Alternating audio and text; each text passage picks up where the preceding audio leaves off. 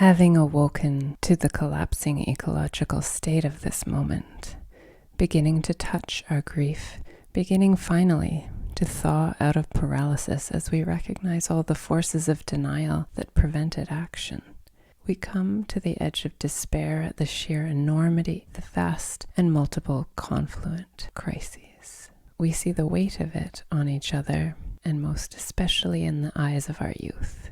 There's fury, there is despondency, but there's also an ability to respond.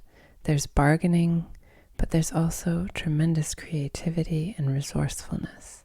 There is what is called active hope. We must tread carefully now. Pause, just a moment. It is not just our solutions that must follow a different pattern than the one that generated such distress. It is firstly our fundamental understanding of who we are, and through it, another comprehension of what healing looks like.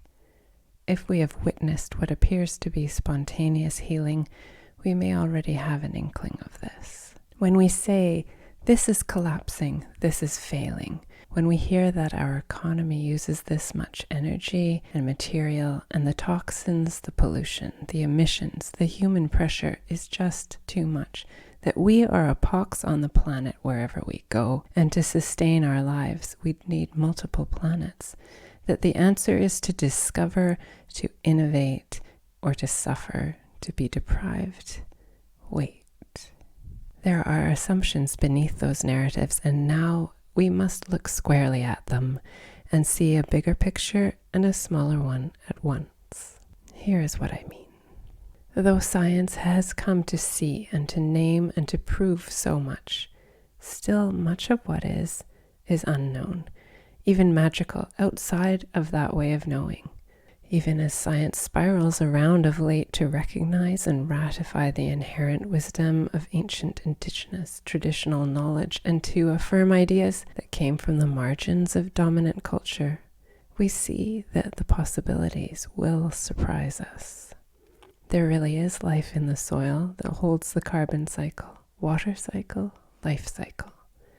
The trees really do talk to each other. Animals, plants, the microbes that sustain us, that make up half of our bodies, they really are kin.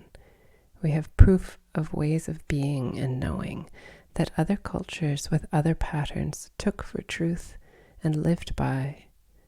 If we have witnessed chronic disease that healed in what appears staggeringly as spontaneous, we know that creating the conditions for healing can catalyze something far bigger than the sum of its parts. What this language can only awkwardly call the mind-body has emergent properties. Life's desire to heal, its skill in doing so, stories of spontaneous healing that can make no sense in a linear way.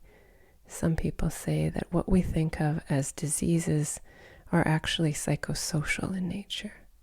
The resolution is not at all what you would expect and can be astonishingly rapid to heal once the root is addressed. If healing is becoming whole, then wholeness is certainly also what we are talking about here, in deep interconnection with all being. With great respect to bleaker perspectives, I also see that sometimes one's hammer makes everything look like a nail.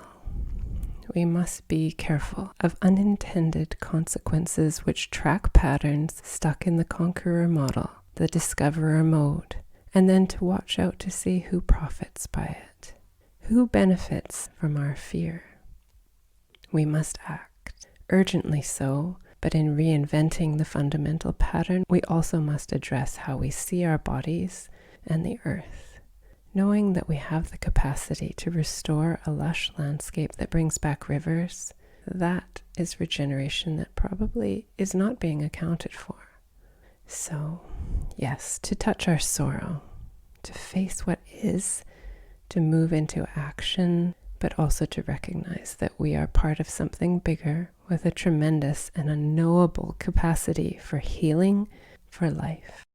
A real examination of what conditions we have been creating and why is rich territory for healing. Are we sure this is terminal? Are we even sure the accounting of what we currently use and what we currently need is based in any sort of model that would exist if we were to collaborate, abundance-focused, purposed to meet the needs of all life and affirm life with every decision? Perhaps, if we do this differently, premised on what is life-affirming, embracing of unknowable diversity and capacity for healing, if we dwell in wonder and possibility, as yet we have hardly tried. If we recognize that between plunder and deprivation, there are other stories of collaboration and abundance and regeneration, we may have faith in ourselves to live in a way that heals, that becomes whole, that makes more life. I'm Elisa Rathje at Apple Turnover, and this is the Journal of Small Work. Thanks for listening. Thanks for sharing.